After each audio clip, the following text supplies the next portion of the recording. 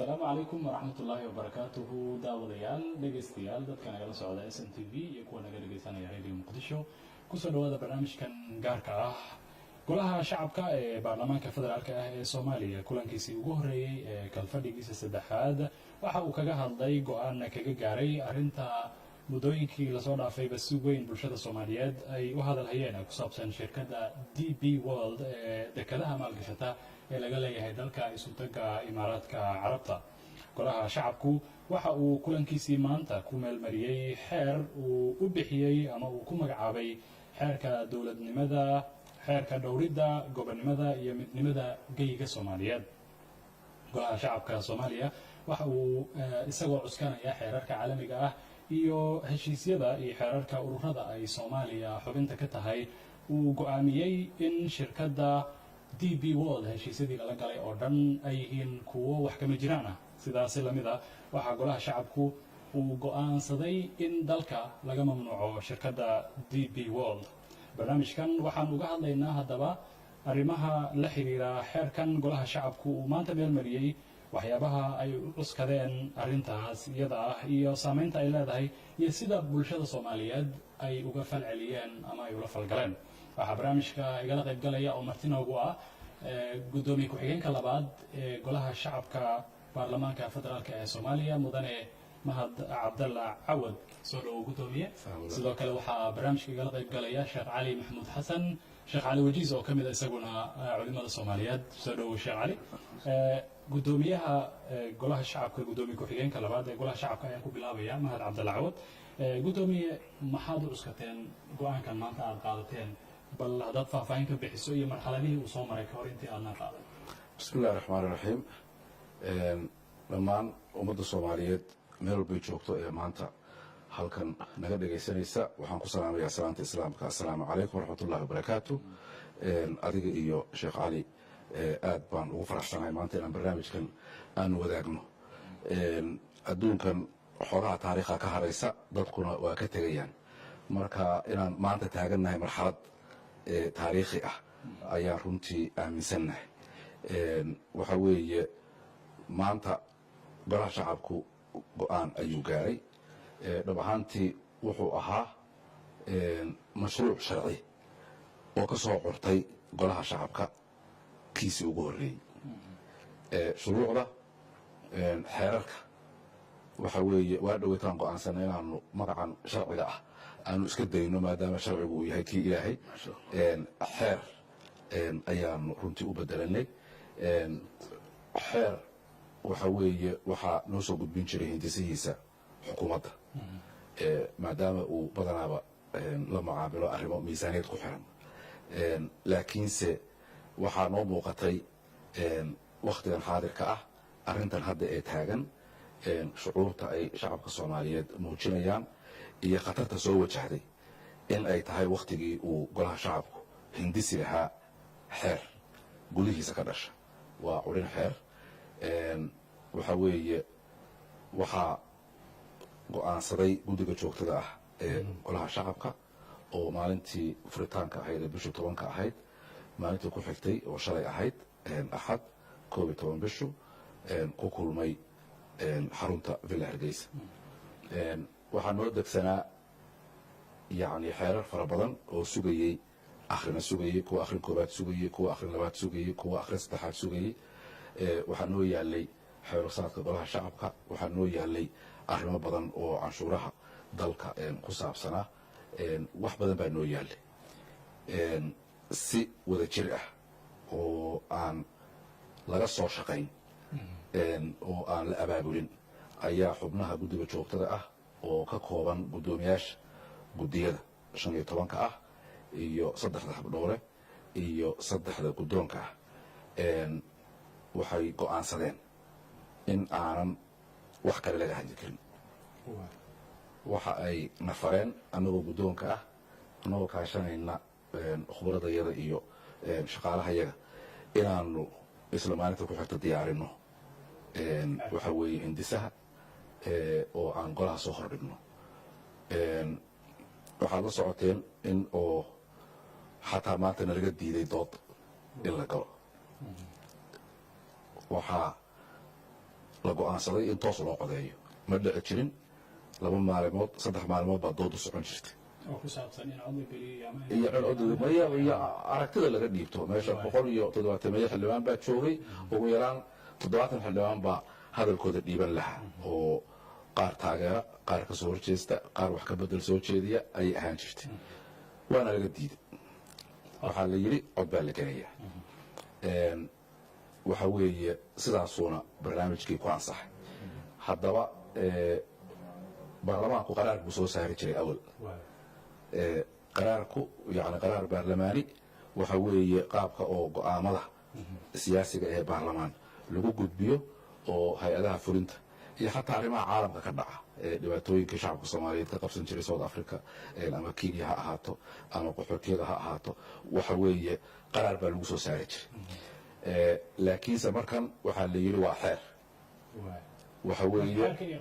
waxay ku kala duwan yihiin hadduu wuxuu xeer yahay wuxuu ka mid noqonayaa shuruucda dalka u yaalla go-aanka la qaatay waxa weeye hadda ma dhammaystirna waxaa loo gudbinayaa aqalka sare waa go-aansan karnay inaanu intaan qaraar soo saarno oo aanu shaacino oo xukuumadda iyo madaxweynaha u dirno laakiin waxaanu nidhi arrinkan waxa weeye waa ka weeyahay intaas masiiri weeye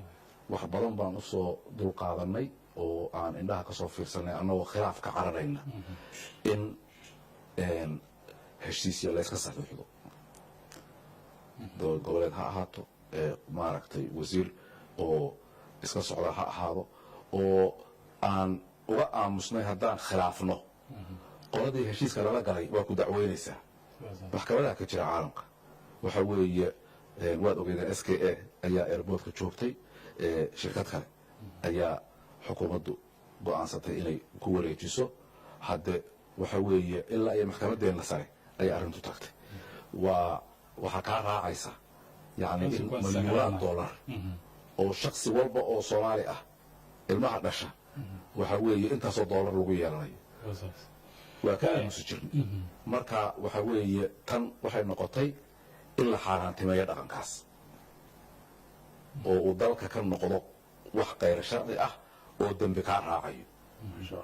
awood haddaan aan u yeelan inaan maxay ahayto dembigii qofka ku qaadna ama uu meel gacanteena ka fog joogo waa dembiile weeye ma garato ya marka hore uusan saxiixayn oo uu ka cabsanayaa sababtoo ah waa dembi cidda la saxiixanaysaa waxa ay ogsoonaanaysaa in waxaasi ayna u shaqaynayn marka qofkaas aanan awoodda u lahayn inuu heshiiskaa galo waxa weeye ma dhici doonto in lagu fududaado hadda wixii ka dambaysa sharcigan waxa uu waxa weye xeerkan golaha ansixiyey waxaa isla berri loo gudbinayaa aqalka sare waxaan ka rajaynaynaa maadaama uu baarlamaanku 2 aqal yahay ayna wada xubno baarlamaanka ay yihiin inay aqalkani siduu qabo ay kuwaasna qabi doonaan maalinta ansixiyaanna madaxweynaha annagaa nala soo celinaya madaxweynahaan u gudbinaynaa madaxweynuhuna waxa weeye dekreetu ku xeerinaya maalintaa wixii ka dambaysa waxay noqonaysaa qayb ka mid ah shuruucda dalku leeyahay qofkii ku gafana uu ciqaab mutaysanayo su-aasheeda dhan kale lahayd oo ahayd shirkadda DP World oo hadda mamnuucista aad ku xeeriseen ama aad ku aamiseen in dalka laga mamnuuco dhinacyada ama siyaabaha ay midnimada iyo madaxa banaanida iyo gobonimada dalka ugu xadgudubtay haddii aad bidhaamiso waxa weeye walaalow dalkani waqti badan buu dowlad la-aan ahaa waqtigii dowlad la-aanta la ahaa waxa weeye heshiisya layskaba geli jirin hadda oo dalku dowlad yeeshay oo uu kubeelgaarkii ka baxay oo uu dowlad leeyahay oo uu cagaha dhiganayo oo rajadiisa soo noqonayso waxa weeye in ay shirkadi ama dowlad shisheeye ay baxdo oo ay gobolladii dalkaya ay heshiisya la saxeexato oo shakhsiyaad la saxeexato waxa weeye wax oo aan loo dulqaadan karin bay noqotay shirkadaasi waxay caadaysatay in ay waxa weeye meel walboo dekadi ku taalo macal kuwa oo hadda dee dhisanaya waaweyn maahane kuwa xataa macmalka ahee waxa weeye dabiiciga ah ya dadka jooga inay heshiis la seexatay rabtaa ilaa iyo eritrea ka soo qabo ya jabuuti waa dinka ogaa oo hadda laga saaray berbera boosaaso waxa weeye tan hadda ya ay dowladda federaalka gacanta ku hayso waxa weeye dagaal bay kula jirtaa ha socoto oo baraawe aad ya kismaayo waa rabtaa hadda waxa weeye mid walba oo dekad ahna hadde waxbaa ku hoos jira wakti badan baana de laga aamusnaa marka hadde shacabka soomaaliyeed yani mas-uuliyiintoodu ama dowlad ha ahaato ama culamo ha ahaato waxa weeye waxaa saarnaa culays baa saarnaa oo ay wax badan ka indhaqarsanayeen sababta oo ah go-aan walbaoo dhacaya ficil walbaad samayso waxbaa ka imaanaya cabsi baa nagu jirtay maadaama shacabkeenu jilicsan yahay in ay dhib naga soo gaarto hadda waxay gaartay dhib intan ka badan oo na gaaraysaa ma jirto dadkan ilaahay baa iska leh waxa weeye intan ka badan looma qarin karo oo khilaaf lagama ilaalin karo waxa weeye d b world ayadaa sheegtay oo shacabka soomaaliyeed guri walboo ku yaalla waxa weeye radio baa yaalla t v baa yaalla internet baa yaalla gaarsiisay ya inaysan ictiraafsanayn inay soomaaliya dowlada ka jirto iyo in aanaan waxba ka guri karin wax allaale waxay rabtaa inay dalka ka samayn karto hadda inaysan ka samayn karin baanu muujinaynaa magarat waxa weeye dadku waa nool yahay dalku waa nool yahay dowlad qaanuuni ah oo ka tirsan yacni systemka caalamka ayaanu ka mid nahay meel walbaanu joognaa meel walbaa safaarada noo joogtaa caalamkao dhan baanu xubno ka wada nahay waxa weeye yani jiritaankeeda qaanuuniga ah ka america kaba yara magarat waxa weeye si walba lagama yeeli karo waad ogtihiin arrinta badda ee laysku haystaa maanta waxa weeye waxaa walaha laga sheegay inuu maanta go-aankii dhacay uu ahaa dhaxal dhowr kii labaad waxay ahayd tii badda ya magarat oo uu baarlamaanku yani diiday mougii kenya laga saxiixday maalinta haddaan la diideenna maanta danhayg iyo waxa weeye meelaha maxkamadaha caalamka ama aanaan taagnaaneen aad iyo aad u mahadsan tahay guddoomiya kugu soo laabanaya sheekh cali maxamuud xasan sheekh cali wajiis maanta go-aanka baarlamanka qayb golihiisa shacabka uu qaatay la filay in barrina golaha aqalka sare ay isagana ka hadlaan sidee idinku ka culum ahaan u arkaysiin go-aankaas isaga ay qaateen waa go-aankii labaad ee dhaxal dhowra siduu guddoomiye cawad sheegay laakiin sidoo kale waa go-aankii saddexaad oo sidan oo kale historic u ah haddii aad xasuusid 2009 baarlamanka soomaaliya waxay si aan loo kala harin ugu codeeyeen dalkan sharciga islaamka lagu xukumo marka sideed u arkaysiin anagoo kan uun isdul taagayna hadda sharci ahaan marka loo fiiriyo بسم الله الحمد لله والصلاة والسلام على رسول الله مركب القدومية مهد سلامية هي أدينا وسلامية ديوان بهذا ورفع في التعلم runtii sida gudoomiyaha u sheegay waa qaraar taariikhiya waa go-aan taariikhda soomaaliyeed iyo jiilalka soo socda ay kala dhexli doonaan baarlamaankan tobanaadna ay ku xasuusan doonaan runtii gudoomkii hadda sadmahad baa nagala fadhiyo anagu haddana culamada soomaaliyeedna runtii aad baan ugu diirsanay qaraarkan boqolka boqolna waa taageersannahay gudaha iyo dibaddan meel kastoo culamada ay joogaan iyadoo hay-adihii ugu sarreeya hadda ay gudaha fadhiyaan bayaan taageeraan kasoo saari doonaa rasmi ah oo aan baarlamaankeena iyo aqalka sanaba baarlamaanka isku yihiin labada aqal baan uga hamalaynayno inay wixii mas-uuliyadda ay u hayeen ummadda iyo kalsoonidii shacabka soomaaliyeed ay xambaarsanayeen inay maanta si qeyro badan ay ku jirto uga soo dhalaaleen sharaf leh waana arrin taariikhiya haddii dhinaca kaletana dee diin ahaan waa arrin waajib aho ilaahay subxaana watacaala wuxuu mas-uul nooga dhigay annaga haddana soomaaliya meeshaan aan ugu abuuray yani mas-uuliyaddeeda iyo khayraadkeeda iyo maamulkeeda iyo taladeeda ilahay anaguna siiyey innaga iskale in marka suludaadka sharciga ee dalka ka jiro oo baarlamaanka uu hooye u yahay iyo hay-adaha fulinta oo madaxweynaha iyo xukuumadda garbihiisa oo la shaqaynaysa hay-adda fulinta wada ah barnaamij ayagaba lagu inkirayo lagu xaqirayo oo laleeyahay shaqaba kuma leba oo dalkooda waa maamulo karna ayagoo jooga in uu dalka ka shaqeeyo ayaguna ay fiirsadaan runtii arrin aan aqbali karna ma ahayn culamadan anaga horaan uga sii hadalnay khudbooyin iyo muxaadarooyin aan ku jeedinay inay arrintan ay qaranimada iyo siyaadada iyo diinta xataa dhaawacayso iyo sharciyadda dowladnimada marka baarlamaanku kalfadhigiisii runtii saddexaad oo hadda uu furmay maalinta uu furmay maalinta ku xigtay inuu go-aankan qaato sida guddoomiye hadda uu noogu sharxana waxay tusinaysaa ihtimaamka iyo dareenka soomaalida lagu yaqiin laguna aqoon doono horena loogu yaqiin weliba markii sharaftooda la taabto iyo karaamadooda waxa weeye soomaalidu dareen sida guddoomiye sheegay aan u baahnayn in la soo abaabulo ama laga soo kamiil loo sameeyo oo dareen ay ka midaysan yihiin baa jiro ah qabta iyo sharafta inay ilaashadaan marka arrinta go-aanka maanta la qaatay wuxuu soo celinayaa sharafta iyo qabta iyo soomaalidu waa diif waa yeelan kartaa dhib waa ku dhici karaa laakiin weligood karaamadooda kama tanaasulaya sharafkooda marka arrintaas ayaan u akrinaynaa waana taageersannaha 100% waana arrin bayaan oo kasoo saari doona haddii la yidhaahdo waana arrina baarlamaanka uga maleynayna waxaa jirta shirkadani keliya barbare kama shaqaynaynayo meelo kale si ugu lug lahayd oo laga yaabo inay deegaano kale ama dowlad goboleedyo ama sistamyo kale waddanka ka jira inay siduu guddoomiyu hadda ka hadlayay maxaa la gudboon go-aanka golaha shacabka ka soo baxay kadib oo dabcan golaha shacabka uu yahay hay-adda sharci dejineed ee waddanka ugu sarreysa marka hore waxaan rabaa anoo ka jawaabaya su-aashaas inaan wax yaro hordhaca ka sameeyo ah horta sideedaba markii dal la dhisaayo oo dowlad la dhisaayo waxaa ugu horeeya oo mu-asasaadka dowladda oo madaxweynuhu ugu wen yahay aqalka baarlamaanka labada aqal ka kooban iyo golaha xukuumadda fulintuna ay yihiin garbihii la shaqeynayay waxaa ku waajiba iyo mujtamaca qaybihiisa oo dhanba waxaa ku waajib ah in ay waxa ugu horeeya ilaaliyaan waxaa weeyaan sumcaddooda iyo karaamadooda iyo sharaftooda iyo qarannimadooda taas iyadoo laga duulaayo waxaa haddana ku waajiba dalkan wax kastoo dantiisa horumarkiisa ayna ka shaqeeyaan annaga dhinaca diinta markaan ka qiimeyno waxyaabaha ujeedooyinka dowladda u dhisan tahay waxaa kamid a in ay awooddeeda isugu geyso inay dalka nolol abuurto dadka oo maalgasha dalka lagu sameeyo inta horta kan dibadda lagu fikiray kan gudaha ka horeeya in amniga la sugo shuruucda la sugo baarlamaanka hadda waa ka wixii dhamaystiraayo kadibna lagu geesinimo geliyo dadka soomaalida inay iyaga xataa xoolahooda gashadaan dalka intaan ajnabiga iyo dadka dibadda ka imaan la gaarin marka dadka dibadda imaanayo xoolahooda ay gashanayaanna waxaa waajiba xeerar baarlamaanka maray oo rasmi ah inay maraan oo xeerarka golaha sida xeer samaynta sida uu yirina baarlamaanka mar kale anaga culimada codka ka hadlaya waxaan ugu hambaleynaynaa inay eragaas saxeen runtii wax badan aan sheegnay waxaa weye sharci dejiyaha ilaahay way subxana wa tacaala walaanu sharci ma dejiyaan shuruucda dalka oo ilaahay dejiyana dalka in lagu dhaqa iyo horu go-aamiyana way ilaaliyaan xeerarka dowladnimadu ay ku dhisan tahay iyaguna ay jideeyaan oo horumarinta dalkana iyagu wayna jideeyaan wayna ilaaliyaan controlaan haddana marka waa tasbiix fiican waye haddaan tan usoo noqdo marka su-aashaada ah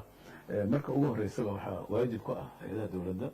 inay dalka horumar fiican ka sameeyaan dadka shaqo u abuuraan taas marka culimmada islaamku 4 shardi bay u dhigeen dhaqaalaha dibadda maalgashiga ka imaanaya ilaahay subxana wa taala qur-aanku noogu sheegay aayad qur-aan oo suuratu naxli wuxuu alla uga hadlaa maalgashiga dibadda lafteedu ka hadlaaba si cad oo in meesha haddii amni laga sameeyo oo nidaam uu ka jiro iyo deganaansho iyo sharci alla wuxuu leeyahy fi suurati naxli ضرب الله مثلا قرية كانت آمنة مطمئنة يأتيها رزقها رغدا من كل مكان فكفرت بأنعم الله فأذاقها الله لباس الجوع والخوف بما كانوا يسمعون أيضا سألوا حقوق هلا يا قيبت هذا هو هذا خصيص عنه وما لقاش الجودة إلهي وحو تلمانكم بحيو ضرب الله مثلا قرية مقالة عاصمة وين واسعة ومقالوين غنه سيمانين ومقدشة وكاليات وأما الرياض أما أديس أبابا أما نيروبي ومقالوين بغن معمر أما ضل وضل دولة مركا قرية كانت آمنة هذه من أمن وكجره أمنigaas waxaa lagu tilmaama amniga oo ciidamada ay sugaan oo muuqaalka ah mudma'ina waa mid haddana deganaansho ka jirto deganaashada waxaa lagu fasiraa wax ka badan amniga daahiriga oo ah in nidaam iyo xeerar shuruuc dowladeed ay ka jirto in sistamka siyaasiga uu fadhiyo oo qaab doorashaa ku yimid oo raali laga wada yahay oo xoog aan meesha lagu maamulin in akhlaaqiyaadka dadka iyo dhaqamadooda iyo dowlad wanaagga dadka la baray in cadaalad ay ka jirto dadka isdulminayn oo uusan awood isu sheeganin marka arrimahaas macnawiyaadka oo idminaanka abuura iyo kalsoonida ayay haddana magaaladaas ku tilmaaman tahay marka waa magaalo marka dowladnimadii iyo amnigeeda dhamaystiranaya cadaaladeedii markaasoo alla wuxuu yidhi markii magaalada ay sidaas noqoto yaatiiha risquhaa ragadan risiqeedii iyo quudkeedii iyo dhaqaalaheedii baa meel si tamashlaa u imaanayo aad u fara badan min kulli makaan meel kastoo adduunka mida uga imaanaya fiiriya yani meel kastoo adduunka mida ayay amnigaas iyo istiqraarkaas horumarkaas ayay dhaqaalo uga imaanaya marka magaaladaas marka in adduunka o dhan maal gashanayo aayaddaas oo alla ku sheegay 1400 sano ka hor maalgashigu marka dibadda waa loo baahan lakin 4 shardi baa aasaasa oo lagu xiraa shardiga koowaad waxaa waaye in hay-adaha dowladda ee shuruucda haddaba aan sheegnay dalka ilaalinaya in lasoo marsiiyo oo xeerarka ay dejiyeen iyo shuruucda ka taalla dalkaas in lasoo marsiiyo haddii daraf laga soo maro ama dad aan mas-uul ka ahayn oo qiyaadaadka sare ahayn sidii wax hadda dhacayo kaleeto mukhawaliin aan ahayn dastuuriyan aan iyagu awood u lahayn laga saxiixdo amaba la iskaga habsado ee la iska qabsado waxa weye ma banaanaanayso waa mamnuuc waaye shardiga labaadna waxa weeye wax diinta ka hor imaanaya inaan maalgashigaas lagu sameynin sida ribada iyo ribusaarka haddii kamidya yimaadeen inay dadka inta lacaga daymiyaan lacaga fara badan saartaan oo marka dambe lacagtooda dhan ku dhamaato ayaga dadka iflaas ku ridaan ama ay khamro iyo waxyaabo xaaraan oo maandooriyaal iyo dalka iyo beer xashiish ay ka beerto maalgashadaan ma banaananaysa ma banaan waa xaaraan shardiga saddexaad waxa weeye in istiraatiijiyada awlawiyaadka horumarinta dhulka dhaqaalihiisa inay maalgashi ka bilaabaan dowladda yani waxyaaba ay soo horumarinayso ilaaliyaan anaa maalan xoolihii iyo beerihii iyo badii hore in la maalgeliyo haddii shirkadaha noolkay ay yimaadeen ay yidhahdeen tv waxaan sameeyaynaa maxaan ku dhahay qalab tarfiih ah maanta uma baahna waxaan rabnaa horta in dalkeen la maalgeliyo dhaqaalo lagu sameeyo suuq inaan noqono istihlaaga dadka waa maahan qodobka afraad ugu dambeyn kusoo xiraya waxa waaye waa inay shaqo abuur dadka dalka u sameeyaan oo aysan shaqaale dibadda kasoo waaridan ama aysan erihii dhaqaalaha ku habsan hadda maalan dekad baa la dhisayaa waxaa laga yaabaa 10 kun oo qofood inay ka shaqaysanaysa ama 2 inay ka shaqaysato shaqo looga abuuro qaybo kala duwan haddii kambani lasoo qaado Sri Lankiin iyo Hindi lasoo aruursado ee shacabkii meesha jooga la raacdeeyo waa burbur way dhaqaalihi marka dowladda waxaa soo dhana dowladda ilaalisa sidaa daraaddeed qaraarkan qaadashadiisu ma aan kaliya berbere iyo boosaase dalka dhan xuquuqdiisa dekad maxaan ku idhahda dowladahan dekadaha lasoo ordaayo shaki waxaaba laga qabaa inay dekadaha u keenaan inaan dekado shaqaynba oo dalkan u diidan yihiin mustaqbalka inay dekadaha soomaaliya waa meel istaraatiijiya ku taala istaraatiijiyada noocaas oo kaleeta ay tuunsan yihiin hadday soomaaliya dowladdeeda dhexe ay dekadahaas tay china iyo turkiga iyo dalalka dhaqaalaha badan haysta oo horumarka rabo oo iyagoo aan cugdad ka qabin in soomaaliya ay dekada yeelato haddii la soo geliyo ama soomaalida lafteeda ay kamiyo inta samaysato sida hadda yani waxaa ka dhaca jabuuti waad arkaysaa jabuuti shirkada waa iska raacdeen jina keeneen maanta waxaa lagu tiriya dowladaha kobca dhaqaalaha ugu hoos ugu sarreeya leanna jina waa maalgelisay meesha 30 milyan iyo 40 milyan ay dadka ku nasaadanayaan milyaaradaa la geliyay jabuuti la geliyay adduunku saas uu rabaa meelaha istaraatiijiga marka waxaa weeye nooc ah waxa la yidhahda asabqu sayi in loo soo degdego si xumaan ah oo meesha looga xanimo dad kaleeto waxtiri lahaa iyo in dadka la rajo tiro inaysan mustaqbalka dekadaha caalamiga oo munaafasad geli kara aysan noqon oo xataa dowladdii lafteeda 50 sano ayaa noo yaa dhintay haddii 50 sano laga socdo in dalkan laga qabsado dekadaha laga wada qabsado dalkan weligiisa ku jira tuugsiga ku jira way macnaheedu sidaa daraaddeed baarlamaanka marka la yeetaan guddoomiyaha u mahadcelinaynaa runtii bayaanka maanta u akhriyay sida qurux badan u akhriyay weliba si personal isaga ayaan dan ugu sii shukrinaynaa guddoomiye waxaad sheegteen in hay-adaha dastuuriga ah sida dastuurka uu qabo ay tahay in loo soo maro heshiis kasta madaxweynaha jamhuuriyadda waa ka dhawaajiyey ra-iisul wasaaruhu markuu kasoo laabtay imaaraadka uu ka dhawaajiyey inaysan diidanayn ayna aada u dhiirigelinayaan in dalka la maalgashado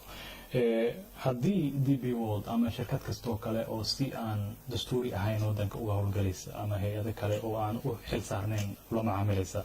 ay soo maraan tusaalahaan DP World ay hadda goosato inay soo marto channelska saxda ah ee hay-adaha dastuuriga ah go-aankiinan maxaa iska bedelaya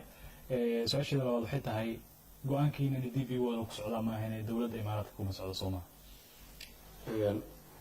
waad mahadsan tahay sheekhuna runtii meelo aada iyo aada muhiim u ah oo saldhig ah buu taabtay waxa weeye xeerkani ma dhaqan gelin weli markuu faafinta rasmiga ah kusoo baxo ayuu horta dhaqan gelaya markuu dhaqan galana waxa weeye ciddii rabta inay DP World la heshiiso midha baarlamaankaas anagu ma joogno markaas kuwa kalaa jooge kuwaasi wax ka bedel ka soo dalban doonaan laakiinse waa ka mamnuuc ilaa intuu sharcigaasu taagan yahay shirkadaas iyo shirkadaha la xiriira ogaada ya furuuc baa jirta oo dalkan heshiisya la gashay qaybo ka mid a oo aan magacii guud ahayn xeerkani kuwaasoo dhan buu mamnuucaya sababta oo ah waxay caddaysteen eeg wax waa tuhum ma garat oo waa tuhmi kartaa waa dhihi kartaa shirkad hiblaayo ama dalkii ka soo jeedo taariikhi ahaan soomaaliya hadda ma dhalan ma garat waxa weeye ma ahaan jirin dad noo roone ya aanu iska ilaalino waa dhihi kartaa waa tuhmi kartaa tani tuhun ma ahane bannaankaa lasoo dhigtay ma garat waana wax sannado socday weeye oo aanu ogeyn oo aanu ka warqabnay oo ay culimmadeedna ogeyd oo aqoon-yahankeennu ogaa oo aanu waxa weeye khilaafka carar khaasatan anaga dhexdeena aan isku khilaafnaan ka cabsanayn yacni dhib weyn oo aad iyo aad u weyn ayay hadda nagu ahayd annagu inaanu go-aanka ka qaadano inay fududahay yacni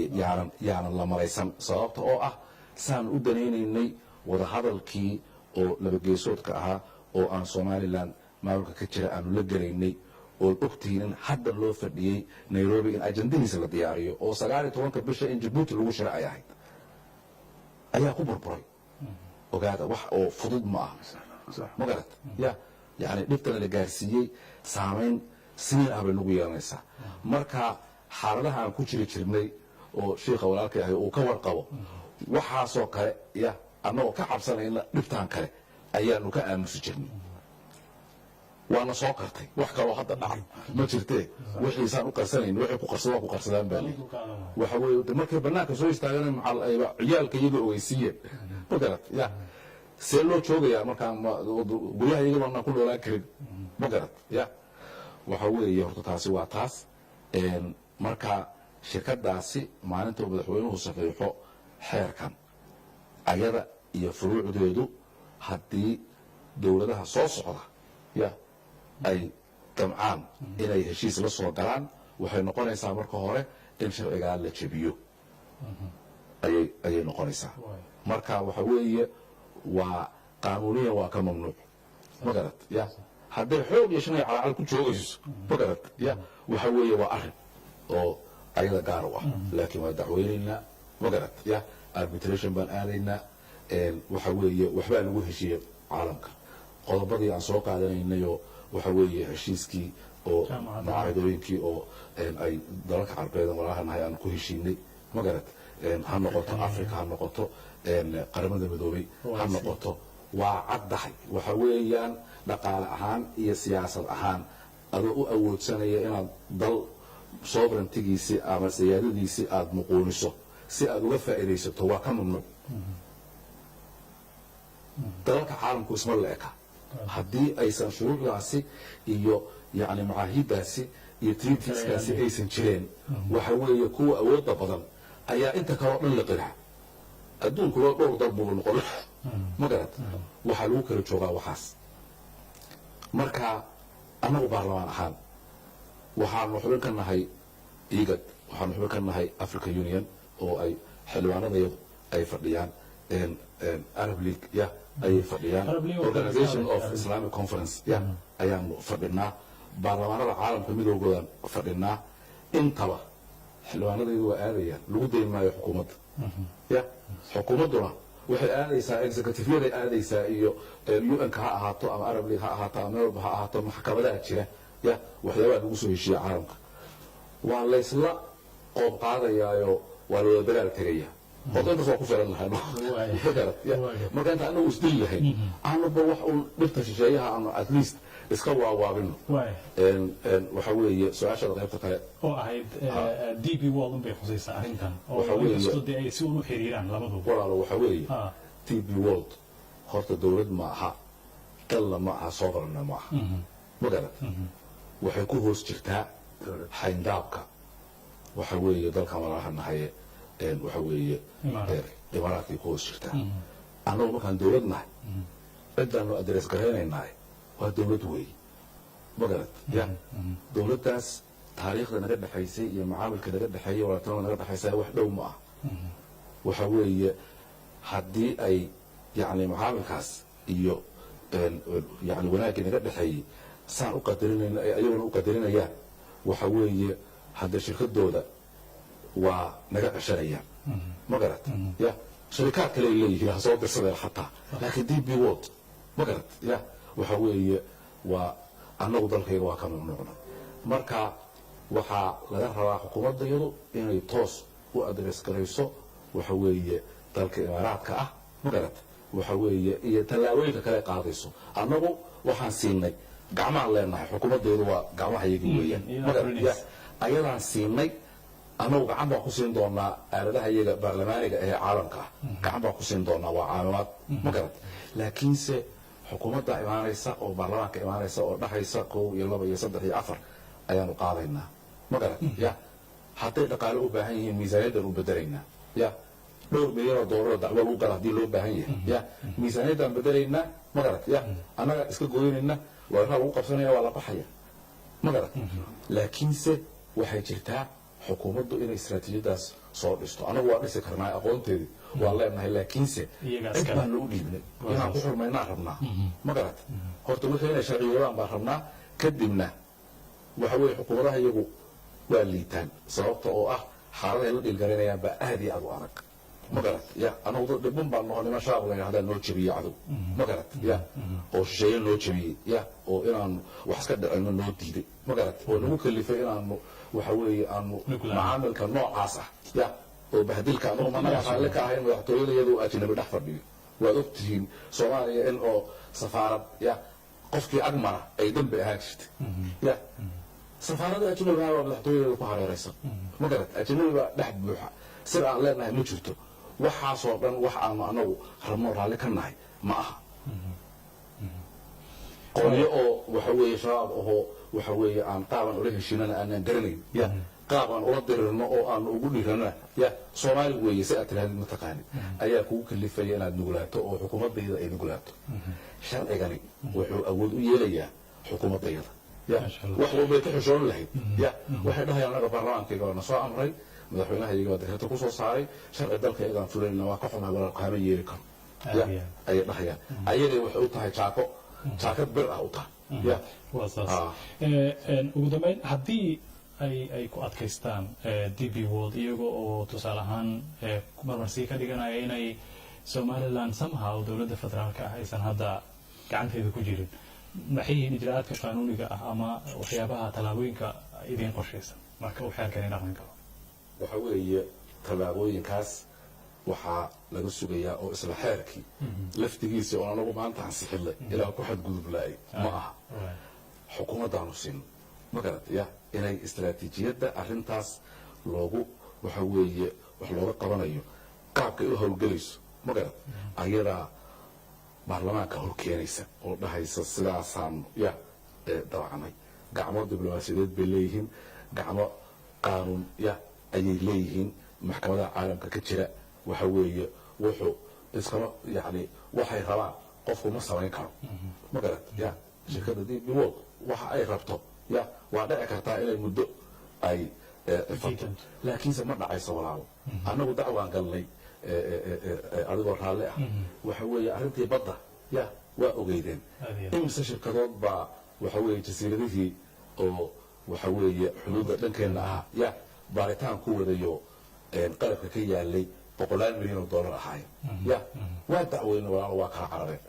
ma garat ya kowde DP World kama weyna kuwaas shirkado faransiisa shirkado talyaani ah shirkado waxay ahaayeen dowlado oo aad iyo aad u qudboono inta xoola ka gashay aad yaabto oo shiraalkii baari ma garat ya waa dacweynay ma garat ya waa laga gar helay waa gurteen adaabtoodii waa ka carareen meesha ma garat ma socon karayso ma garat ya ma socon karayso haddii ay tahay adduunku hadduu fowdo rasmi ah uu yahay ya waxa weeye wax walba ay wala arki doona wala jooga aad u maasan tahay Sheekh Cali waad arkaysaa gudoomiye mahad waxa ka turjumaya baarlamaanka iyo golaha shacabka iyo wixii ay dadkan waxa aad loo hadalay baarlamaanku inay yihiin dad u jooga inay crisis-ka siyaasiga investigareystaan laakiin mowqifkan iyo mowqif kale ka horeysay maxay bidaaminayaan maxay muujinayaan aad maasan tahay أنا خجل من تصرفها على واحد أن تحليق سعره فرق شركة يدور الإمارات أنت سؤال شخصكم ما سنتهي هرت شركة بي وورلد هرت شركة عادية معها وشركة رسمية ودولة الإمارات إلا هاي وشركة معها سوريان معها وشركة دولة دول وحاول ذكرها الدول كون ذكرها إمارات عن خالصة وشركة وطنية سلا دلالة إلى هذا لولا موقف أو قاتل دولة الإماراتكو ولوقو موقف أو بهدل وإلى الإمارات من كجوابان هذه أي سن موقف كاس أي سن بدين قاك رغبي سي دولة الإمارات دولة الصومالية أنا وحنا أمرنا يقرأ برلمانكم أنت وقاتل يعلنون يساعدون ولا شروط المرض دونا وحسامين دونا الإمارات تثبت الإنسان كينين علاقات كلها دولة دوت تعرفت وثبت حوالي لبعض على عضي فإجاري هو مرتقات رسمي كله أبو ظبي إن أسوأ الجو ولي برك حتى كله في لو كلام الدفاعي إن دشي سلوه صحيحه الدولة الأجنبية إمام كسر الصومالية دستوريا وترسل الدولة الإدارية وترسل فرق أول حاجة إداريا دستوريا سوماليلاند وحواليا إداريا دولة الحكومة وترسل ولكن دولة بسمتها ديران كوا صومالي كمتها شرب عالم ورن كوغلكوا سيدا دراد رجالي الجو إن دشي سلوه صحيحه إذا ولو الدولة الأجنبية أي شركة برنامجها وهو وبهدل يملك الأحسن سياسة الدولة الصومالية المسلمة دولة الإمارات أقسم يصير دي بي معهم أما دي بي دبليو مدة سدحان مدة غلان وحاوي ninka madaxda ka ahay erayada uu ka yiri deeqaafka ahay ama afraadada ahay dowladda Soomaaliya uu ka yiri oo runtii sidaa gudoomiye u sheegay dadka Soomaalida aad u kicisay siyaasiyiin iyo shacabka taana waa arrin imaaraadka jawaab uga baahan marka horta taas waxay keenaysaa haddaysan dowladda imaaraadka mawaqifta noocaas oo ewna tuhum waxaa qabay ah imaaraadka inuu dekada Soomaaliya rabo inuu xayiro حتى يعني حساسية بدل ما كقل الدولة قارقة الدولة الصومالية أدمن اللي وسي ولا تركوا كهته ولا أدق قيام بدل ما نقدر الدولة نقوم مثل ما أنت عالم في العالم ولا إلنا ولا غيرنا مسلمين إن يمروا بحساسية يبوق يكقبان أما بروباغندا شرح حتى دكتين إن براه بولشوين شركة عي أهل الصومالية تسوق هذه لا تركوا فرقين كده الصومالية دولة الباتين ما أنت عرب تكون مسلمين عرب تركوا فرقية عرب إنكم من هنا دولة باتين ولي بيجرأ كملا يعني حدودنا قرطة marka heerkaas in wasiirka nimanka dibadda Turkiga uu hadlo oo yiraahdo kan daa Soomaaliya faragelinta waxay tusinaysaa dareenka Soomaalida ee Turkiga inuu midaysan yahay marka taarto taas midaan soo loo arka go'aankan ama aragtidii bulshada ay ka qabtay baarlamaanka horta mar walba bulshada Soomaalida baarlamaanka ay ka qabtay asaas aan ku faa'iideynaya baarlamaanka Soomaalida waa wadaniyiin dad aad u xul ah oo la soo xareeyay waliba ragga gudoonka ah oo Professor Jawaari iyo أستاذ مهدي أستاذ عبد الولي يقول أهم جودي فلنتا أما جودها جكتة جودي جكتة يعني ما محبنا برلمانكا كنت أنا وحنا علماء هان يبلشدي ولا شيء ده نهاي إن له مجتمعين مواقف التاريخ اللي قاطعني لكم مقاطع مرة قاركود حلو ونحنا كملا إياه ولو أنت بدن وحيابها بوقة هذا عود موشين له وحلقة بعملها دائرة البرلمان جلد هذا لكن برلمان كأنه وحدة على صدق عمل الصوت على مرة قاركود رايح المستوى تاسنا إلى هذا سنة كذا برلمان كان عصور جري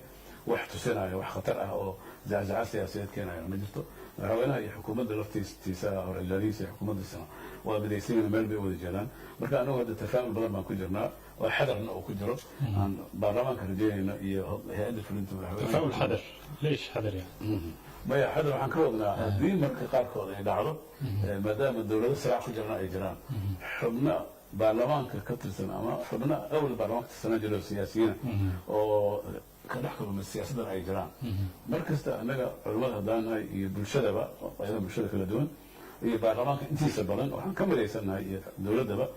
in markaan Soomaaliya laga ilaaliyo marxaladii la soo dhaafo wixii jiri jiro isqabqabsigii iyo booshinadii iyo in dowladda lagu dhigo iyo in baarlamaanku maxaan ku raadaa laba kutub intuu kala fadhiisto uu maaragtay rasaa'il xun isu dildira iyo walaahowgi lagu jiri jiray in baarlamaankan tawanaan iyo xukuumaddan iyo madaxweynahan hadda wada socdo itijaahooda oo waadix yahay waxaan rajeynaynaa waxaan dil badan gelinayaa runta hadallada maanta gudoomiye mahad oo waxa uu yiri in qadiyadii Soomaalida iyo Firi waxaa yaala baarlamaanka la dagaalka argagixisada wada gudoomiye afkiisa ugu dambeeyay oo dalka haddaan laga badbaadinin sida himilada madaxweyne Cabdullaahi Farmaajo iyo xukuumaddiisu ay markastaba ay bulshada u sheegaan haddii baarlamaanku intuu khilaafaadka meel iska dhigo uusan garbaha la istaagan xubin kastaba aysan tegin degmadii laga soo doortay aysan abaabulka dalka lagu xirayna ka qayb qaadan mashaariic horumarin aysan deegaankeeda geyn baarlamaanku waxaa noqonaya baarlamaan risaladiisii gabay laakiin maflaa inay dhici doonto kow haddii baarlamaanku soddonka biloodoo hartay oo ku mashquulay mujtamaca meeshii la aadi lahay xisbiye sida xeerka ugu qoran in 18 xisbiye la furo oo shuruucda la dhammaystiro oo xubnaha dhan isu bedelaan axzaab siyaasi inay wada galaan ayaa istiraatiijiyadu ay tahay u qoran haddii ku mashquulaan marka iyo doorashooyinka in la diyaariyo deegaan doorashada la diyaariyo shuruucda la dhammaystiro marka arrimahaas asaasiga marka waxaan ka wadaa arrimahaas aan ka sugayno baarlamaanka wey marna qorshaha nooguma jirto in khilaaf iyo booshinno iyo xukuumad ridow iyo madaxweyne xogxabasho iyo imaan doonto haddii marka taas ay soo noolaato xadalku meeshu ka imaanayo halkaas wey mana malaynayo waa maasantahay aniga mooshinna waa laga hadlo waa soo jeedin sida ay marar badan ka hadleen guddoonka golaha shacabka waa iska kartabaynaa waxaa weeye culummada inay hadduu khilaaf yimaado ya ay khilaafka ku soo baxaan ya oo warisdaaya dhahaan ya horta waa loo baahanya oo aad iyo aad bay muhiim u tahay marka horta dee doorkaas ya waa door shariifa weeyo hadday isdila waa mahadsantihiin boqolaal qof ama kumanaan qof oo Soomaaliyeed oo dal iyo dibadba jooga ayaa saacadihii lasoo dhaafay aan aragti ka weydiinay sida ay warkaan go'aanka golaha shacabka ama xeerka golaha shacabku maanta uu meel mariyay ee la xiriira DP World kaasoo dhaqan geli doona marka uu madaxweynuhu qalinka ku duugo ama aqalka sarena uu soo ogolaado qaar ka mida dadkaas iyagoo aad u fara badan runtii ayaan idinla wadaagaynaa muuqaallo ay noo soo duubeen iyagoo meelo kala duwana dunida ah jooga. magacaygu waa cabdullaahi cabdixuseen waxaan joogaa magaalada cadal oo tayman waxaan aad ugu faraxsanahay go-aanka baarlamaanka uu ka qaatay waxa ay samaysay shirkadda waddanka imaaraadka waa go-aan qof walba oo soomaaliya oo ka sugaya baarlamaanka inuu qaato waa go-aan aad u fiican oo madaxbanaanimada iyo midnimada ummadda soomaaliyeed lagu ilaalinayo waxaan leeyahay nabad iyo nolol. bismillaahi raxmaan raxiim magacayga waa bashiir salaad soo dhoweynayaa baarlamaanka ummadda maasaciye runtiina waana arrin aad loogu farxo oo loo baahnay. asalaamu calaykum waraxmatullaahi wabarakaatu magacaygii waa zakariya shariif waxaan joogaa magaala madaxda kenya nairobi. fikradeyda haddaan ka dhiibto imaaraadku golaha shacabku waxay sameeyeen waan ku faraxsannahay waan ku taageersannahay garabkoodaan nahay anagana hambaliya waan leeyahay soomaaliya weydan in laga eriyo dalkeeni soomaaliya d p wall aad iyo aad baan ugu faraxsannahay. magacaygu waa asad dayax cumar oo jooga magaalada kipton. arrinta d p d wall oo maanta baarlamaanku ansixiyey waxay u tahay shacabka soomaaliyeed guul. waxaan u rajaynayaa guul.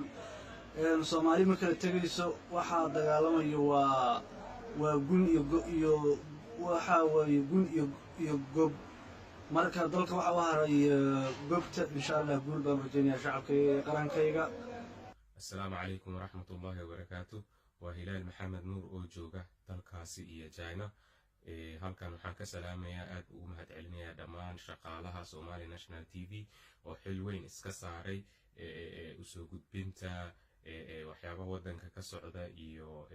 heerka wadanku u marayo dhammaan ummadda Soomaaliyeed adduunka meel kasta ay kala joogaan. waa mahadsantihiin hawsha qaranku haysaan, ilaahay ajir ha idinka siiyo. maanta xildhibaanada Soomaaliyeed waxay cadeeyeen inay dad muwaadiniin yihiin. waxay cadeeyeen in xilkii ummadda Soomaaliyeed ay u dhiibatay sidii ay ugu dhiibteen uga soo baxeen u mataleen. aad iyo aad ayaan xildhibaanada Soomaaliyeed u hambaleynayaa. dhammaan waxaan u hambaleynayaa dowladda Soomaaliyeed heerka ay gaarsiisay maanta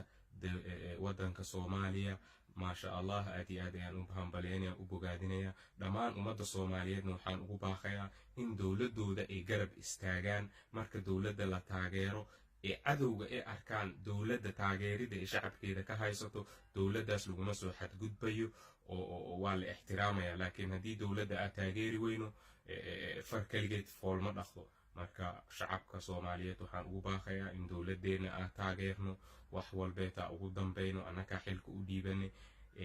aana bogaadino, niyaddana u dhisno. aad iyo aad ayaan idiin salaamayaa dhammaantiinna. assalaamu calaykum waraxmatullaahi wabarakaatu. بسم الله الرحمن الرحيم. الآن أمد الصومالية والله سلامها مدعوين من بلاك الماتشو وزير وساريين يقيري وزير وساري كوين كان إلا بقري سلامها ما انتورت من دي بيقول لسان رجلك هذا مفرحساني وأنا سؤال وين أول ما تعرف كده يعني إن لسان رو تسمع كان عروض يعني ويصير الدوام أنا وشك كان دم ويا محمد مولاي عبسوان ويونش الآن أمد الصومالية سلامها السلام عليكم ورحمة الله وبركاته. وباشا عبدي أحمد وجوغا سود أفريكا. haddaan ka hadlo fakarkayga go-aanka baarlamaanka uu ka qaatay hay-adda aad baan ugu faraxsanahay, aad baan u soo dhoweynayaa. weliba waa u ducaynayaa baarlamaanka Soomaaliya. maanta Soomaaliya waxay heshay baarlamaan awood leh, sharaf leh, karaamo leh, xurmo leh. insha allahu tacaala mar haddaan baarlamaankaas helay waxaa noo dhiman keliya waa ciidan qaran oo xoog leh oo hirgeliya go'aamada baarlamaanku ay noo gaaraan. markay go'aan gaaraanba ciidan xoog leh oo taga meel kasta oo dekada oy Soomaaliya leedahay, bad iyo berriba ka taga, go'aankii baarlamaankana fuliya. insha allahu waan taageeraynaa go'aanka, waana soo dhoweynaynaa, baarlamaankana u ducaynaynaa. ciidanka qaranka Soomaaliyeed oo xoogga dalka Soomaaliyeedna waan dhiiri gelinaynaa, iyagana u ducaynaynaa. insha allahu tacaala dhaqaalaha la bixinayo oo hadda lagu deeqay oo la bixinayo iyo akoontiyada la sameeyeyna waxaan awoodnaan ku soo diraynaa. insha allahu meel kastoo aan joogno dhallinyarada Soomaaliyeed iyo ragga Soomaaliyeed iyo gabdhaha Soomaaliyeed waxaan ku guubaabinaynaa oo ku boorinaynaa inay bixiyaan dhaqaalaha, inay dhiigooda geeyaan. insha allahu tacaala waan ku diyaargaroobaynaa. aad baana ugu faraxsannahay, waana soo dhoweynaynaa. insha allahu dhaqaalaha intaan maqanahayna waan bixinaynaa, akoonnada oo ku soo diraynaa. insha allahu haddaan nimaadnana waxaan ku faraxsanahay shakhsiyan aniga inaan ka mid noqdo ciidamada xoogga dalka soomaaliyeed oo aan noqdo awoodda fulisa go'aamada ee baarlamaanka sharafta leh ee soomaaliya maanta u dhashay ay fuliya insha allah waxaana dhiirigelinaya waddanka inaan ku soo noqonno nagu dhiirigelinaya go'aamada madaxda soomaaliya go'aamada baarlamaanka sharafta leh ee soomaaliya aad bay noo dhiirigelinayaan aad bay noo faraxgelinayaan aad baad u mahadsantiin waagaa kuwaasi waxay ahaayeen qaar ka mid a dadyoga soomaaliyeed ee ku nool dalka gudihiisa iyo dibaddiisa oo inoo soo duubay afkaaro iyo fikrado la xiriira sida ay u arkaan go-aanka golaha shacabku maanta uu ku xeeriyey in dalka laga mamnuuco shirkadda DP World ee laga leeyahay dalka istaga imaaraadka carabta kaas oo la filayo in golaha aqalka sare loo gudbiyo kadibna uu madaxweynaha dalku uu saxiixo doodeen waxay ku saabsan tahay ama barnaamijkan waxaa ku saabsan yahay arrintaas iyo sida ay bulshada soomaaliyeed u arkaan waxaa igala qayb galaya mahad cabdalla cawad gudoomiye ku-xigeenka labaad ee golaha shacabka ee dalka iyo sheekh cali maxamuud xasan sheekh cali wajiis oo ka mid ah culimada soomaaliyeed sheekh cali haddii aan adiga kuu soo laabto waxaa jiray maalmihii soo dhaafay hadal hayn badan oo ku saabsan arrintan sida marka aad fiirisid bulshadu ay uga fal celiyeen arrintan iyada ah ama ha noqoto suurad xumeynta dalka iyo hoggaanka dalka ku saabsan ee ka socotay baraha bulshada ama ha noqoto go-aankan hadda dowladda baarlamaanka aqalkiisa golaha shacabka uu gaaray sida ay dadku uga fal celiyeen sidee adigu u akhriseen maxaase ilaa hadda ku tilmaami kartaa waa mahadsantahay liibaan sini horta mawduuca soomaaliya iyo geedi socodka hadda soomaalidu ay marayso iyo maraaxiisha iyo mandaqadan geeska afrika oo uu ka jiro siraac badan oo iqliimi ah iyo mid dawliya nooca ma awood oo nufuud ku saabsan oo haddana weli aan banaanka dhamaanin iyo soomaalida oo ay saameyn badan ku yeelanayso arrimahaasu waxaa ka dhalanaya in bulshadu ay la falgasho dhacdooyinkaas faraha badan iska normal arrintana dhowr weji bay leedahay weji waxaa weeyaan dadku dowladda dhexe iyo hamigeeda iyo istaraatiijiyada sida ay u xajinayso dowladnimadii iyo awoodda suldaadkeeda dastuuriga ahna dadku aad bay ugu faraxsan yihiin oo saameyn badan qaybta ugu badan oo bulshadu sida hadda aad muuqdaysay mushaarakaadka ka muuqanaysa ama dadka soo galay go-aanka baarlamaanku qaatana sida fudud gudoomiye soo noogu sharxay sida fudud iyadoon kameegna loo jeedin ay go-aan taariikhi u qaateen waxay ka turjumaysaa himilada ummaddu ay u hayso iyo rajada wanaagsan ay yani higsanayaan in dowlad ay helaan sharaf leh oo maqaam leh oo sida dowladda adduunka kaleeta ilaashata masaalixdeeda istaraatiijiga horta qaybtaas waa aad bay uga muuqata social mediaha qaybta labaadna waxaa waaye maadaama shirkaddan ay joogto meelo maamul goboleedyo ah oo qaybna ay dowladda ka tirsan yihiin dowladda dhexe qaybna ay sheeganayaan inay hadda aysan ka tirsanayn oo taag yani dabcan hal daraf kale ka socdo oo aan adduunka aqoonsanayn ay ku jiraan bulshadana qayb ka mida ay saameyn ku leedahay maamuladaas ay ku leeyihiin waxaa jirtay inay qaarkood dabcood aragti kale ka duwan ay lahaayeen midda inta badan shacabka ay haystaan aragti saddexaadoo waxaa jirta ah dad siyaasiyiina oo ayagu inta badan axdaastan la falgala oo aan jaanibkan danaha istaraatiijiya ka fiirina iyagu danaha masaalixda ay ka leeyihiin siyaasadda iyo inay mar walba ay jecel yihiin dhacdo kastee dhacdo iyadoon la fiirin maxaadana maxaansadan ahayn inay ku ataagaan arraqaanka ay ku aflagaadeeyaan ama ay isku dayaan inay ku nusqaamiyaan haybadooda taasna waa iska mashruuc siyaasiyaho laakiin macno weyn aan lahayn bulshaduna way og tahay inuu yahay in laga kalluumaysto biyo wasaqa inay nooca maa lagu tilmaami karo taasoo hadda macno weyn aysan lahayn laakiin markii lasoo xooriyo arrintan waxaa laga qaadanayo saameynta ugu badan oo ay yeelatay ugu fiican oo lasoo khulaasay kara waxa weeye in dareenka soomaalida ay madaysay siyaasiyiintoodana baarlamaanka ugu horeeyo iyo dagolaha xukuumadda iyo awalba iyo madaxweynaha iyo mowqifkooda cadaan oo hadda caddeey madaxweynuhu ka hadla wasiiro ka hadla kulligood taas horta dadka dareenkooda waa madaysay waxaa kaloo cajiib ah dadku ay kala saareen hadda matalan kasoo qaad somaliland oo hadda meesha dhaqdhaqaaqa shirkadan bb world ay u muuqato meesha hadda ay sharaarad ay ka qaraxda halkaas bay ahayd dadku waxay kala saarayaan somaliland ka somaliland ahaan ka maamul runtii dhisan oo soomaaliya iyo dowladda dhexe sidaas gudoomiye u sheega wadahadal u socdo oo ay mudan tahay in wax badan loo dabacsanaado si loo soo dumo wax badan ay tabanayaan oo dowladihii hore ay ku sameeyeen oo wax badan in loo garaabo ay tahay waa dad mudan in lagu ammaano amniga ay samaysteen iyo horumarka deganaanshada iyo waxyaaba badan oo qiimada ay ku dhex jiraan laakiin dhinaca kaleeto waxa hadda la ataagaya waxa weeye somaliland oo dhinacna dowladda dhexe ee soomaaliya aan ku dhex jirin wixii ay raadinayeen runtii culays badan ka saarayo aan gaarno haddana dowlad siyaadada aan ahayn in dowlado kaleeta ay ka faa'iidaystaan marxaladaas dacfiga ay ku jirto oo ay maaragtay ama baahiyada dhaqaale ha noqoto ama umaro siyaasad ha noqotee in ay dekadii ay ku dhigaan weliba ay qaab nooc yani ahaan ay ku jirto ah inay dowlado kale intay soo geliyaan ay maaragtay ku yani si aan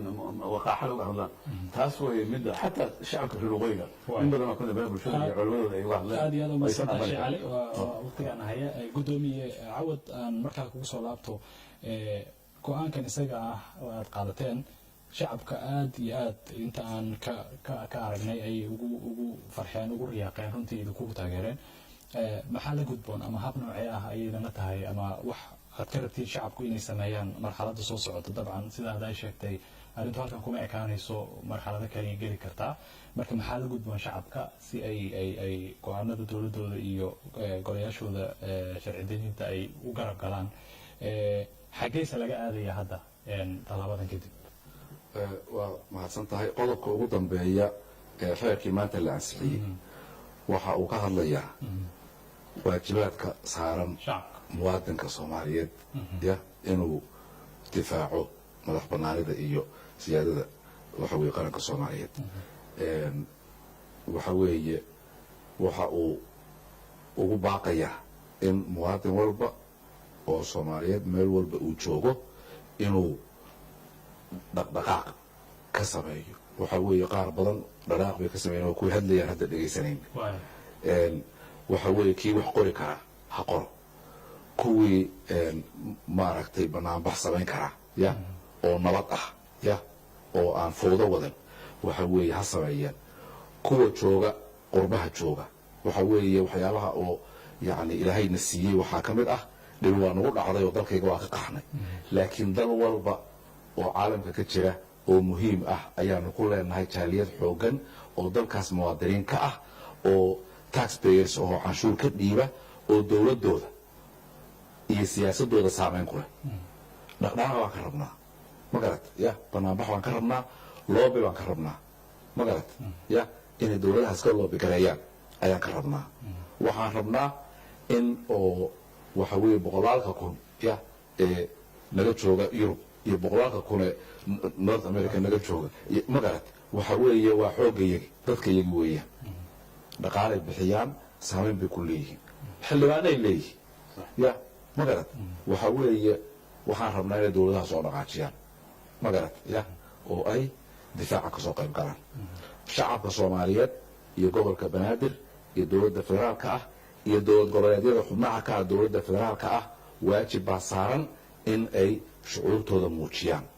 baarlamaanada dowlad goboleedyada waajib baa saaran in ay waxa weeye ay dalkooda difaacdaan oo ay danahooda qaran ay difaacaan waxa weeye waxaan u baaqaynaa maamulka gobolka banaadir ee waxa weeye duqa ya magaalada muqdisho iyo guddoomiyaasha degmooyinka 17 ah oo gacan ka helaya laamaha amniga waa in la difaaca oo waa in la ilaaliyaa mutaraadyada ma garat ma rabno in anagu ugu baaqno wax ay dada ku dhibtoodaan ma garat waxa weeye shucuurtiina muujiya waxaa loo baahan yahay midnimo inaanu caalamka muujino wax naga xumaan kara ma jirayso haddii aanu jid toosan oo dawli ah oo macno leh aanu haysano wax naga xumaan karaa ma jirto waana la qashqashaadayaa waana la handadayaa waa idiin sheegayaa xalay text messageka markaanu soo dirnay inaan dib world galayno waxa weeye dagaalka nagu socda ay waa batay markhaati baa ka wadatiin xawar o dhan waa ogta ma garat ya jawaari hal ridaa bilaabatay ma garat maxaa loo ridayaa iyo wax ka hadlay ma garat ya waxa weeye waxaas looma dul qaadanayo cidaan ka yeelaynaa ma jirto ma garat ma laga akhrisanayo qofkii raba inuu wax toosin sameeyo waa la toosinayaa systemkana dimuqraadi ah markaanu yara hadhadalno yaan la moodin inaanu wax duminayno ma garat ya ma la duminayo haddii ay xukuumad is ilaalinayso iyo haddii dhaqaale la ilaalinayo iyo haddii wixii la xadxadi jiray ya ay yaraadaan waxa weeye waa korjoogtaynta lagu hayo wey ma garat ya xukuumadda waxbaa la farayaa waxaa la leeyahay shaqadaas waanalayaalo ummadda soomaaliyed ay u baahan tahay qabtaa la leeyahay wakti baa la siinayaa waa loo yeerayaa waxbaa la weydiinayaa ma garat kii shaqadiisa qabsan waaya mid oo waxa weeye walaalkiis ahoo shaqadii qabtaan la keenaya wax dhiboo dhacaya ma jirto annaga gudaheedna waxaan wada leenahay macal khilaafaadka yaga ya iyo ciddii khilaafaadkaas xalin lahayd iyo waxa yaga annagaa iska leh dalka yagana annagaa iska leh magarad waa is haystaan dalalku caalamka o dhan waa is wada haystaa magarad wax dekadahooda faganaya lama arko wax macluntooda guranaya ma jirto magarad ya kenya isku haysata siyaasada waxa weeye dekadeed halla fatinaya maqashe magarad waa isqabsan karaynaa anagu magarad ya inta oo lasoo haystana waa ogeydeen laakiinse arrinkan waana taabtay magarad ya waxbaan isweydiin doonaa kalfadhigan hadduu ilaha yidhaahdo waxaan isweydiin doonaa waay soomaaliya ergey gaar ahoo iigada loogu soo magacaabaa jabuuti looma magacaabo kenya looma magacaabo magarad ya waay ergey gaar ahoo wakiilka hebelkaa hebel uu UN-ka u fadhiya oo uu meeshan u xukumaa maasaa madaxweyne noo waqti waxay gudoomiye adoo mahadsan hadallo badan oo qurux badan aad jeedinaysay arrinta ku saabsan dalalka ku lugta leh arrintan oo imaaraadka laga xusay oo Ethiopia oo iyadana shareholder lagu tilmaamay markii heshiiskan la galayay laga xusay oo xataa maamulka Somaliland oo isagu daraf ka ah heshiiskan isaga maanta aad la sheegay ku tilmaanteen inaan waxba kama jiraanka fariinta aad u diraysid maxay tahay waxa weeye waxaan u diraynaa Soomaaliya iyo ummadda Soomaaliyeed waxa weeye waa dad awood leh weeye magarad hadday ciidan noqoto dal 3 milyan oo dableeyada miyaa jira wallahi adduunka lagu arag annaga ugu xoog badan magarad ummad baan nahay midaysan dowlad la-aan baan jiri karnaa dowlad la-aan ma jiri kartaan magarad waxaan rabnaa inaad si ixtiraam leh oo waxa weeye sharaf leh aad noola macaamishaan daris wanaag baanu u baahannahay inaan kala ganacsanaan u baahannahay inaan iskaashanaan u baahannahay annagu sideedaba dhib ma horseedi karno sababto annagaa dhib soo arag kuwa aan dhib arag waxa weeyaan inay ayagu ku dambaysaa dhici karta magarad ya waxa weeyaan ha la iskaashado ha la isxurmeeyo system dawli ah ayaa dalkan ka jira ma u dulqaadanayno wixii horey loogu soo dulqaadan jiray shacabkayada iyo culummadayada iyo xukuumadayada iyo dowlad goboleedyada waxaan rabnaa inaanu u midoowno in aanu ka baxno qaabkii aanu u noolayn qaabkaasi qaab gobonimo ah ma aha aad iyo aad u mahadsan tahay sheekh cali maxamuud sheekh cali wajiis ugu dambeyntii maxaad kusoo gabagabaynaysaa waa maxay fariintaada ku wajahan dadka iyo dowladda labadaba iyo xataa dalalka arrintan ku lugta leh marka hore gudoomiye waxaan ku raacsanahay qaybihii bulshada oo dhan uu sheegay insha allah anaga culamadan ugu horeyn doono in meel kasta ay joogaan in la taageero qaraarkan taariikhiga ah dabagalna lagu sameeyo cid walba iyo hadda kadib go-aanada noocan oo kaleeta u taagnaata difaaceeda waa ku bilaabaya qodobka labaadna waxaan ku raacsanahay asagoo taabtay baarlamaanka asagoo guddoonkiisa kamid ah in marxaladda soo socota waa la isdhaliili karaa waa la hadli karaa in la issoxo laakiin mooshinno iyo isqabqabsi iyo waxdimiyow inaan waqti u hayn taasna gudoomiyaha waa ku taageersanahay annaguna culamo ahaan iyo qaybaha bulshada oo aad isugu xidhanahayna ishaan ku haynaa mawduucaas waxaan jecelnahay walaalayaalow marxaladan iyada ah annagaaba dad badan oo kaleeto laclac nagu hayaan inaan anagu islaclaacin oo aan horu soconno oo madaxweyne iyo ra-isul wasaare iyo baarlamaan isku duuban oo marxaladda soo socota wada shaqeeya dalkaana boqolaal shay oo weli la taabanaa jiro horumarka siyaasadda iyo amnigii iyo dhaqaalihii iyo cilaaqaadka dawliga wax badan baa qabya ka in hor loo dhaqaaqaan qodobka saddexaad waxaa weeye oo aan uga noqonaya waxaa jira waxa la yidhaahdo ataxliya qabla taxliya haddii badiil waxa baa jira badiil xasanaha jira somaliland walaalihim somaliland wadahadalkooda horta in la soo celiyo oo sida loogu baaqay gudoomiyuhuna gacan weyn ka geysta ana oo weliba cilaaqaad fiican ula leeyahay dhinacan somaliland dowladda dhexe somaliland waxa u sareysa ka mid yahay xubnaha lixda xubnood ugu sarreeya dalka uu ka mid yahay waxa aan soo jeedinayaa in wadahadalkaas la dedejiyo oo aysan abuurin shirkadaas DP World aysan abuurin in dib ay u noqoto rajadii wadahadalka waxaa kaleeto oo aan dowladda dhexe madaxweyne farmaajo iyo ra-isul wasaaraha iyo kulligood aan ka rabnaa in ay somaliland DP World haddii meesha ka baxday in shirkado kale oo caalamiya oo dhaqaalihiina laga heli lahaa iyo horumarkii samayn lahaa ka waaweyn wax ka weyn samaynayo in gacan laga geysto in loo keeno iyadoo xataa lagu xirin wadahadalka inuu dhamaystirma usan dhamaystirmin macnaha waa in la abuuraa mashaariic kaloo badiilo waaweyn waxaan ogahay boqolkiiba boqol in la helayo dowlad badan oo kasii waaweyn imaaraadkana dhaqaalo badan ay diyaar yihiin dowladda dhexna cilaaqaad fiican leedahay qodobka kaleeto ugu dambeeya waxaa waaye maanta wixii ka dambeeya waxaan rabnaa baarlamaanku inuu ilaaliyo sida hadda guddoomiye u sheegay in istiraatiijiyada hantida qaranka iyo maxaan ku yidhaha maalgashiga caalamiga ah in dardar la geliyo dhammaanna soomaaliya xeebta ugu dheeraan leenahay adduunka dowladaha dariskuna waa noo wada baahan yihiin siba etoobiya waxaan u baahannahay marka etoobiya dowladda inta isbedelo ay ka socdaan oo aan isu wada baahannahay inaan istaageerno waa in dekadaha waaweyn ee soo socda laga soo bilaabo berbera ilaa kismaayo mustaqbalka in dowladda dhexe istiraatiijiya ay u dejiso caan ah oo dhammaan yani waxaan ognahay airbortka hargeysa iyo jaamacadda maakhir iyo airbortka boosaaso iyo airborada waaweyn dowladda dhexe ayaa marka waxaan kusoo gabagabeynayaa in maanta wax ka dambeeya cayn saahir aan leenahay in soo jeedo inaan horu soconno dowladnimada horu wadno wax kastoo khilaafa ama dhaawaca ama isqabsina la ka ilaaliyo maamul goboleedyadana sida hadda dowladda isku duuban yihiin loogu dabacsanaado dekadahana dowladda dhexe ay u dhisto iyo dowlada iyo mashaariic ay keentee iyagu qaraabka ay wadaan maamul goboleedyadu ee dibadda ay ordayaan iska joojiyaano ayagu amniga ha ka shaqeynaya horumarka laakiin dowladda dhexe mashaariicda istiraatiijiga noocaas hala wareegto laga soo bilaabo berberana hala keeno shirkado waaweyn oo db ka duwan ama jaynas hadan ama turka hadan ama maraykan hadan ama ingiriis hadane dhaqaale ka badana bixinayo horumarkana meesha kasii wada gudoomiye adeer kusoo gabagabayna ma jirtaa hab sahlan oo arrintan aysan escalation ama tasciid inay kor usii kacdo aysan ku gaari karin oo laguga soo afjari karo iyadoo dhan mushkiladan oo arrinkaasi annaga naguma xirna wuxuu ku xiran yahay walaalaheen imaaraadkaa buu ku xiran yahay ma garat waxa hadda etoobiya loo soo hadal qaado aan waxaan u garanayn etoobiya waxa weeye db world baa sheer siisay ya oo somalilandna sheer ka goysay oo siisay ma garat ya oo shirkad baacdan oo geeska afrika maamulaysa ma garat ya taas annagana ceeb bay noqon tahay etoobiya ceeb ku tahoo dalka ugu weyna geeska afrika inay shirkadi sheer siiso aad iyo aad u mahadsantahay dekadaha iyaga annaga aleha nagala soo xiriireen aad iyo aad u mahadsantahay gudoomiyaha ku-xigeenka labaad ee golaha shacabka mudane mahad cabdalla cawad iyo sheekh cali maxamuud xasan shacali wajiis ay ahaayeen oo barnaamijkii kala qayb galayay tan iyo kulanti dambe nabadgelyo asalaamu calaykum waraxmatullaahi wabarakaatu